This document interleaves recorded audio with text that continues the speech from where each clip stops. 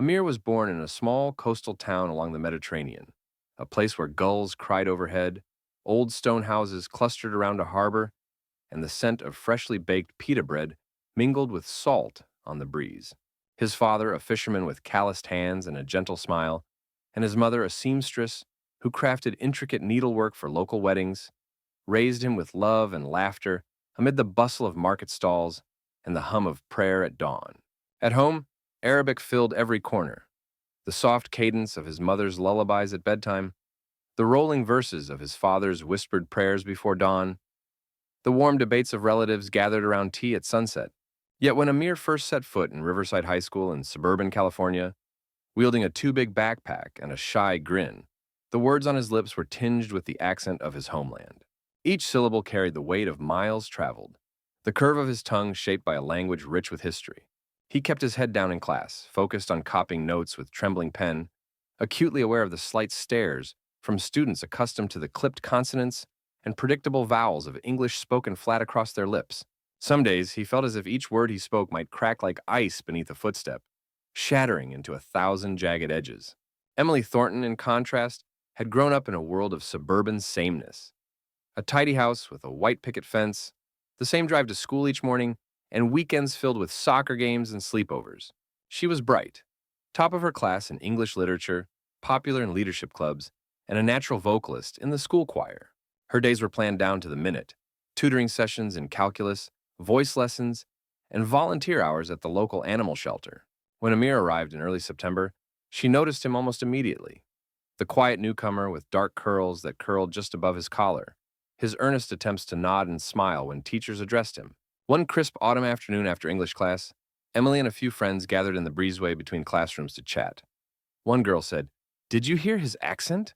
It's like he's auditioning for a camel caravan." Another laughed as they mimicked the shapes of his words: elongated vowels, unexpected glides. They joked about the way he said water as water, spinning their heads as if jesting at some particularly strange dialect. Emily, wanting to fit in, joined in, her laughter mingling with theirs, though a faint hesitance flickered behind her eyes as she did. Amir, walking past, heard the laughter. He felt the blood drain from his face. The notebooks in his arms felt heavy as a stack of bricks. He froze, heart hammering, as their eyes turned toward him. He had been practicing reciting lines from Shakespeare in his head all morning. His English teacher, Mr. Dillon, asked them to memorize a soliloquy from Macbeth. Amir had carefully pronounced each syllable, to be or not to be, until his tongue tangled and the accent rose like a stubborn vine. He knew he would botch the performance, but he tried over and over until the words felt like a prayer. As he heard the mocking laughter behind him, the words dissolved into dust. Shoulders hunched, he walked on, feeling the tears prickle under his eyelids. From that day on, he resolved to speak as little as possible, answering only when required, head bowed in class, his eyes fixed on the graphing calculator or the margins of his textbook. Emily did not think much of it at the time. The laughter was a casual thing, an instinctive reaction to what she considered entertaining. She did not dwell on Amir's feelings. After all, she had plenty of her own worries: her audition for the school musical, her AP English essay on The Great Gatsby, and how to maintain her 4.0 GPA, alongside 6 extracurriculars. When she passed Amir in the hall, she paused to give him a curt nod, for that was the polite thing. But on her way to lunch, she did not glance back, because she had left behind the immediate world of education to imagine a future at a prestigious college across the country, where her words would be celebrated, not mocked. The months passed in a blur of assignments and exams. Amir dedicated himself to silent study, gobbling textbooks about thermodynamics, discrete mathematics, and world history. He earned top marks in physics and AP calculus and became so silent in English class that Mr. Dillon once peeked over his glasses and asked if everything was all right. When Amir nodded without raising his gaze, Mr. Dillon recommended he join the school's ESL after-school group, a quiet cluster of students meeting in the back of the library each Wednesday to practice conversational English. Amir, wary of any more mockery, hesitated but ultimately attended. The tutor, Ms. Nguyen, was gentle and kind, an immigrant herself, and she coaxed him to speak in a safe space among peers who shared his struggles. There, he learned slang no American teacher would have written in a textbook: gonna, wanna, phrases that made his tongue twist less. Each week, he practiced slowly, stumbling at first, but gradually the accent softened, not entirely, but enough to blend more seamlessly. In time, his throat felt less ticklish with each R he swallowed, and he began to smile faintly when his classmates praised his improvement. Meanwhile, Emily's world swirled with performances, college applications, and the athletic honor roll. Her mother, a real estate agent, expected her to maintain her straight A's, fill out scholarship forms, and decide on a major. By January, Emily had caught a cold, but refused to slow down. Feverish nights spent memorizing choreography for the upcoming winter dance recital. She attended an advanced placement practice SAT session, skipped breakfast, wore her hair in a tight ponytail, eyes rimmed with exhaustion. Only one late-night dream crossed her mind. During a rehearsal, her voice cracked in front of the director. "I can't hit that note!" And the entire theater laughed uproariously. She woke up drenched in sweat, heart pounding, grateful it was only a dream. One week in February, a bone-chilling snowstorm hit the town, and the school canceled classes for 2 days. On the second snow day, Emily decided to attend the animal shelter anyway. She bundled into her parka and boots, her breath pluming in the cold, thinking that holding puppies in her lap might melt away her stress. As she walked past the park, she spotted Amir trudging through several inches of snow, clutching a small backpack, his cheeks flushed red, head bowed to shy the wind. In her peripheral vision, she caught a glimpse of his face, one that had once been a source of mockery. And suddenly something stirred. Guilt, remorse, a pang she could not quite name. Yet as quickly as it came, it fled. She was late for her shift, and cold would be a poor excuse to be tardy. By mid-March, the spring musical auditions loomed. Emily landed a lead role in Fiddler on the Roof, rehearsing lines about tradition and change, fracturing her voice with persistent strain, needing cortisone shots to keep her vocal cords from tearing. One afternoon in her dressing room, while humming the melody to "If I Were a Rich Man," she felt a twinge of loneliness. Surrounded by mirrors and glittering makeup, she glimpsed her reflection. Pale cheeks, dark circles under her eyes, a longing in her pupils that she'd never seen before. She realized that though she had everything, talent, popularity, family support, her laughter at others' difference had created a wedge between herself and the simple warmth of empathy she used to feel. She pressed her palm against the mirror, as though connected to the other side by a thin pane of glass. Meanwhile, Amir concentrated on his application for a summer internship at the local university's engineering lab. His parents, proud but anxious, encouraged him to apply. His essay described his background, winding narratives about childhood experiments under his father's gentle guidance, and his observations of water shortages during a family vacation to his native town. He wrote of resolve, "I aim to build devices that make life easier for people everywhere, starting with harnessing discarded solar panels for water purification." After submitting his application, he felt a quiet satisfaction, even as he recalled the voices that had mocked him. He resolved to practice humility and patience, to transform derision into dedication. One evening, while studying at the kitchen table, he heard his sister practicing German in the next room, rapid, clipped phrases that clattered through the thin wall. When she realized he was listening, she hesitated, then offered to help him with Spanish, joking that each accent formed a connection among languages. He smiled at her offer, shaking his head to decline. He had a world to fix, he thought, but her kindness lodged like a pinprick in his heart. By April, the winter snowfall had melted into harsh frost, and the school buzzed with excitement over the upcoming spring dance and awards ceremonies. Emily spent hours rehearsing, her voice rising and falling, her heels clattering across hardwood stages until her ankles ached. She reveled in the applause at the final rehearsal, only senior families invited, a sense of being untouchable wrapping around her like a silk scarf. One afternoon, as she walked home, she spotted a flyer posted on a lamppost. Community Language Exchange. Practice Arabic and English. The event was held at the community center on Saturdays from noon to 2. She paused, scanning the words. Something inside her nudged. Maybe she could do better than mocking an accent. Her curiosity piqued, she folded the flyer into her pocket. On a humid Saturday in early May, she arrived at the community center wearing jeans, a light sweater, and a tentative smile. The large room had folding chairs arranged in 2 circles, one for native English speakers, another for native Arabic speakers. A banner across the wall read, "Learn together, grow together." Emily sat in the English circle, her palms clammy. At the center of the room stood a middle-aged facilitator, Mr. Azizi, whose warm brown eyes and gentle manner exuded calm. He offered each newcomer a name tag: Emily, English; Omar, Arabic; Adele, Arabic; Susan, English. She placed hers on hesitantly. Across from her, a boy with dark curls and clear brown eyes, Nate, slipped into a chair in the Arabic circle. He cast a wary glance at the circle of English speakers, then offered her a polite nod. At that moment, she realized who he was, the very boy whose accent she had once mocked. Their eyes met, and she felt a jolt of recognition, followed by a flush of embarrassment that bloomed across her cheeks. She lowered her gaze, as though she had been caught doing something wrong. Mr. Azizi welcomed them all. "Thank you for coming. Today we learn more than words. We learn each other's stories." He explained the format. Partners would switch between circles, practicing simple phrases.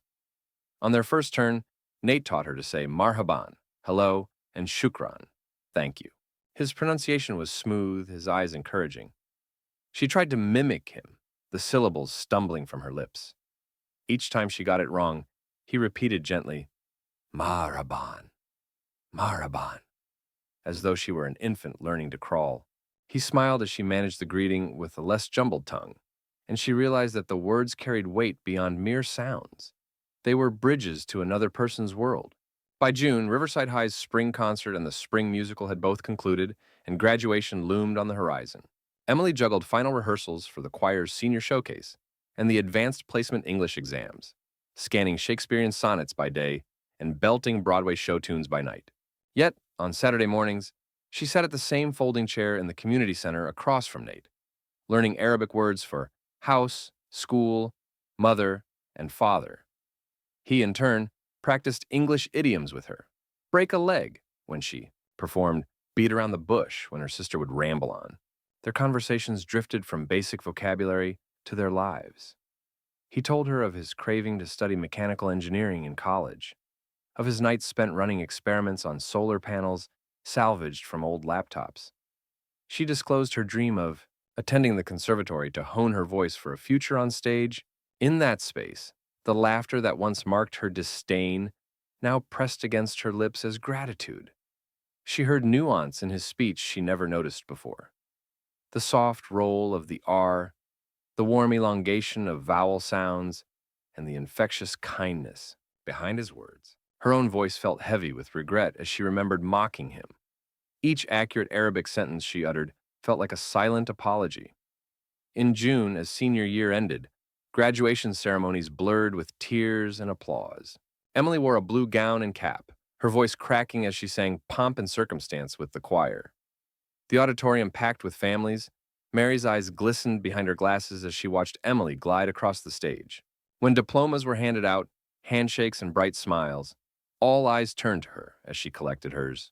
She spotted Nate near the side, wearing his cap at a slight tilt, a rare smile breaking across his face as his name was announced. As he stepped down, he glanced in her direction and offered a reserved nod. She returned it with a small smile, genuine warmth shining in her eyes. She realized that their shared journey, his tolerance of her laughter and her willingness to learn his language, had morphed into a friendship she never expected. That summer, Emily and Nate, along with a small group of community center attendees, Omar, Layla, and Susan, formed a study group for Arabic and English. They met twice a week in the local library's community room. Nate helped them build vocabulary and understand cultural idioms, while Emily coached them in English slang and conversational warmth. They borrowed textbooks from the public library, practiced new words by texting in code, and even posted sticky notes on one another's bathroom mirrors. Remember, shukran means thank you. Outside the study group, their lives intertwined in unexpected ways.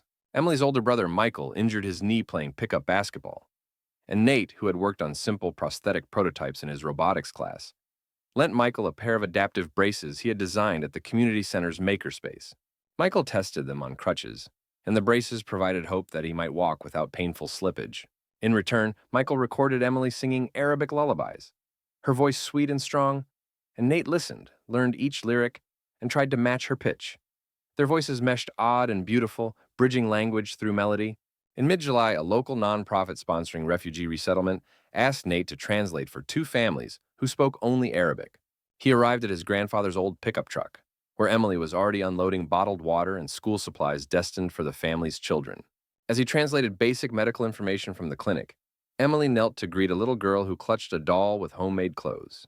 In that moment, Emily saw the power of language. Not just words, but the doors opened when one person spoke the mother tongue of another. She watched as the refugee's eyes softened when Nate spoke warmly in Arabic, and she felt once again that her own laughter at his accent had been unimaginably cruel. She approached him later in the shade of an old oak tree and said, "Thank you for helping them. She faltered. I just, I'm sorry for mocking you when I should have learned from you." He looked down at his sneakers for a moment, then met her gaze. "It's okay," he said quietly. "I know you didn't understand before." He offered a warm smile, and she realized that the greatest gift he gave was forgiveness. That fall, Nate began his first semester at the state university, enrolled in mechanical engineering with a minor in environmental studies. He packed his bags in early August, and on his last night at his parents' house, he and Emily sat on the front porch swing beneath a sky thronged with stars. Cicadas droned in the dark, a low, rhythmic chorus. He handed her a small spiral notebook. On the cover, in bold blue letters, were the Arabic words she had taught him over the summer. Sahib Jadid, meaning new friend. Inside, he had written down his schedule for the semester. Campus maps with paths marked for the shortest routes to his classes, and on the back page, a note. "Thank you for walking with me." She stared at it, her heart so full it threatened to burst. She realized the journey they shared was more than just a mutual understanding of language. It was a testament to the power of empathy, how one person's willingness to listen and learn could dissolve walls built of ignorance. Emily left for her freshman year at a liberal arts college across the state a week later, leaving behind acceptance letters to the conservatory program she had coveted. Her dorm room, sparse but bright, had a small desk with her laptop open to an Arabic-English dictionary site, scrap paper scattered with new vocabulary, and a playlist of Arabic songs on her phone. She FaceTimed Nate one evening, and he showed her the 3D printer prototypes he was working on for a student solar energy club. They laughed about the time she had tried to say madrasa and pronounced it madrasa, and he mimicked her in gentle tones until she could say it correctly. Their shared Skype sessions became a habit. He translated articles for her on Middle Eastern architecture, and she read aloud passages from English novels to him. Each conversation revealed new facets of respect and solidarity. She realized that the accent she had once considered humorous was, in fact, a melody, an instrument that revealed his roots and resilience. By the following spring, Emily had declared a double major in vocal performance and Middle Eastern studies, devoting her afternoons to Arabic conversation tables, evenings to choir rehearsals, and nights to practicing scales and drills until her voice floated like an unseen banner through the quiet halls of her dorm. Each recital, she sang with careful attention to lyrics in Arabic, offering her audiences a taste of the language that had once felt a foreign barrier. She replaced the rolled eyes of mockery with whispered appreciation for her command of pronunciation, and she felt pride that her once ridiculed accent now carried authority when she uttered prayers in Arabic or recited lines of classical poetry. Campuses around her looked different. She studied maps of international aid, pored over dissertations about refugee assimilation, and journaled about the complexities of identity in a globalized world. Nate, meanwhile, continued to refine Aquasol, his improved solar desalination design. As a junior, he led a team in the campus engineering workshop to produce a new prototype using lightweight composite materials provided by a grant from a philanthropist. The team installed one unit on the rooftop of a brother-sister pair's home in a nearby desert mission, where wells were overdrawn and brackish water threatened crops.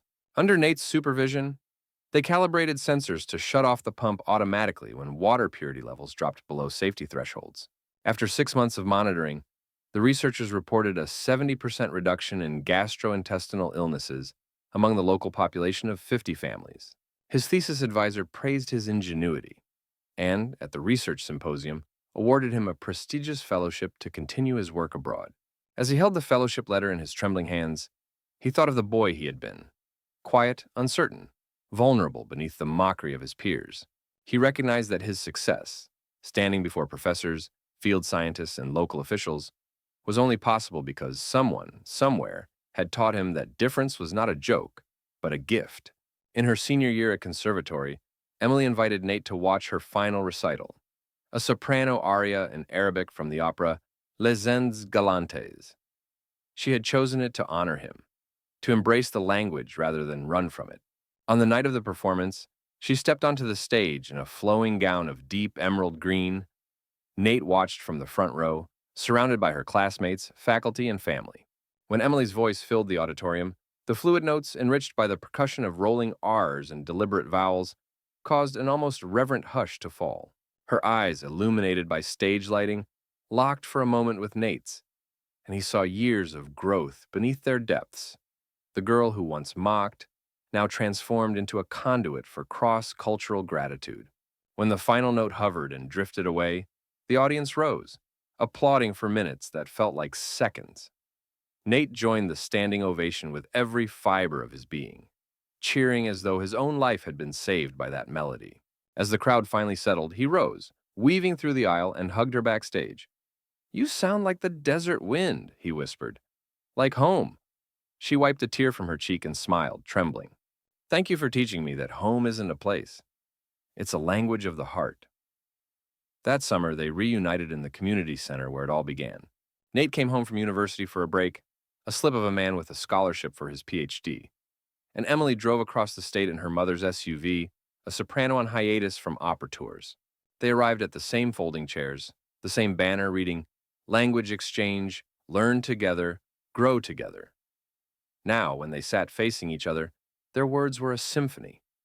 No more mocking, only mutual admiration, a shared lexicon of respect. Around them, new faces from distant continents sat ready to learn, carrying accents they themselves worried would be ridiculed. Nate and Emily exchanged a shared glance. They understood that life's obstacles could become bridges, not barriers. And as they taught together once more, he guiding them through Arabic root patterns, while she coached their vocal enunciation, they felt the same soft thrill that had first blossomed at that lonely table in the high school hallway. They had transformed mocking into mentorship, ignorance into empathy, proving that 1 year of intentional learning could reshape hearts and voices, and that in the end, an accent might be the most beautiful thing one could share. She closed the book, with a quiet satisfaction, the spine cracking softly beneath her fingertips, and for a moment, her gaze lingered on the colorful ribbon markers peeking from the pages. Outside the cafe window, the twilight sky was dimming, its soft purples and blues reflecting in the glass panes as streetlights flickered to life. A distant hum of traffic softened against the murmur of other patrons sipping coffee and exchanging quiet conversation. As she reached for her phone to check the latest messages in the language exchange group chat, her mind drifted back to the very first time he had offered to study together. That afternoon, he had walked in a few minutes early, arms heavy with textbooks, and smiled shyly when he saw her already hunched over an Arabic grammar guide. "I thought we might try coordinating our lessons," he'd said gently, as though afraid to startle her. She remembered how her heart fluttered when she attempted to pronounce thalatha, and stumbled thalatha over the rolled th sound. He had leaned forward, patiently guiding her tongue, his eyes alive with kindness and encouragement. In that fleeting proximity, she'd felt a warmth spread through her chest, that her curiosity, and not her mockery, was what truly mattered. Now, as she traced the edge of her coffee cup, she realized how profoundly their mutual journey had reshaped her. The cafe's interior was bathed in soft amber light, hanging Edison bulbs casting a gentle glow over potted plants and worn wooden tables. Behind them, shelves lined with well-thumbed books, novels, travel journals, even children's fairy tales in Arabic, made the room feel like a living library of stories waiting to be discovered. Emily's memory flickered back to the first time she had opened a book of Arabic poetry at Nate's suggestion, the lines unfolding like petals into her consciousness, revealing rhythms she had never known. She glanced up as the bell above the door tinkled, and he stepped in, brushing snowflakes from his dark coat. He set down a small paper bag beside her cup, his cheeks reddened by the brisk evening air.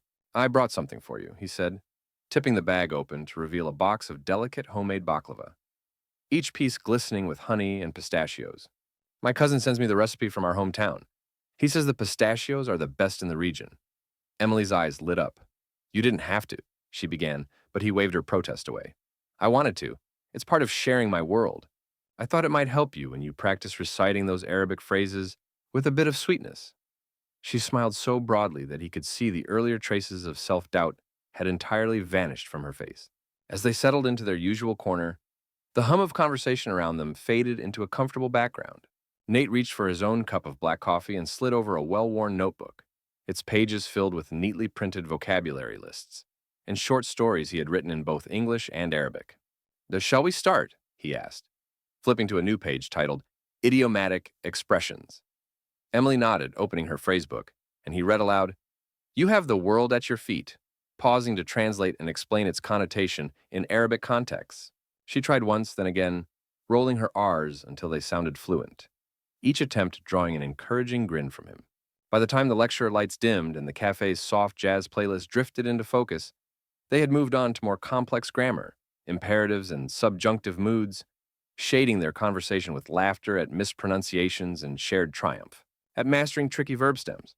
Outside, the wind rustled the last few leaves on the trees lining the street, and the cafe's door remained open, letting in just enough chill to make their shared warmth even sweeter. In the weeks that followed, their routine solidified. Tuesday and Thursday evenings at the cafe, Saturday afternoons at the community center. There, as Emily guided a room full of English learners through idioms and colloquialisms, Nate patiently directed a dozen newcomers in basic Arabic phrases, their laughter echoing through the high-ceilinged hall. Strangers became friends, a nurse from Syria, a chef from Morocco learning kitchen instructions, a teenage refugee from Sudan mapping out his ambitions in English alongside Arabic translations. Emily watched as Nate's calm assurance helped each student overcome hesitation. She realized that the boy she had once laughed at was, in truth, a patient teacher and a generous friend. One evening, as they packed up their materials, Nate hesitated, rubbing the back of his neck. "Emily, next month I'm going home for the summer, back to my coastal town. My parents want me to see family after 2 years here. I won't be back until August." His voice held a note of uncertainty she had never heard before. Her heart clenched. She had grown accustomed to their routine, their weekly sessions that anchored her own life. What would she do without those evenings together? She managed a reassuring smile. "That's wonderful. You should go. Spend time with your family. I'll miss you, but I'm so happy you'll be there." For the sake of his happiness, she kept her disappointment tucked inside. As they walked out into the warm spring night, he slipped his hand into hers, fingers interlacing. "I've been meaning to ask you something," he said softly. Her pulse quickened. He stopped beneath a lamppost, its light haloing his bowed head. "Would you come visit me this summer? Meet my family, see the town where I grew up?" Her breath caught, and a smile bloomed on her lips. She nodded, her eyes glimmering. "I'd love to." A month later, mid-June, she found herself packing light dresses, a sun hat, and the phrasebook he'd given her, the one she'd filled with notes and sticky tabs. As the plane descended toward the Mediterranean Sea, she pressed her face against the window, marveling at the patchwork of the terracotta rooftops and the glittering expanse of cobalt water. When she stepped off the small regional airport bus onto the warm asphalt of his hometown's airstrip, Nate was waiting by the baggage claim, his arms wide. He embraced her with a bear hug, and as she inhaled the scent of salt and wild thyme, she felt a sense of belonging she had never known. Over the next few days, she discovered his world. The narrow cobblestone streets where his mother's bakery sold warm flatbreads, the small whitewashed mosque where the muezzin's call to prayer echoed across the harbor, and the bustling fish market where his father negotiated the catch of the day. She met his cousins who enveloped her in laughter and warm hugs, pulled out an old family photo album showing a childlike Nate splashing in the shallows, and insisted that she join them for a late-night feast of grilled sardines under a 100-year-old olive tree. As she fumbled through her halting Arabic, "Shukran ala kulli shay," thank you for everything. His family's eyes lit with warmth, and each smiled nod became its own lesson in belonging. One evening, as the sun dipped behind the horizon, painting the sky in fiery shades of orange and pink, he led her to a small boat bobbing gently in the sheltered cove. "I want to show you something I never told you about," he said. She followed him aboard, settling onto the wooden bench as he untied the dock line.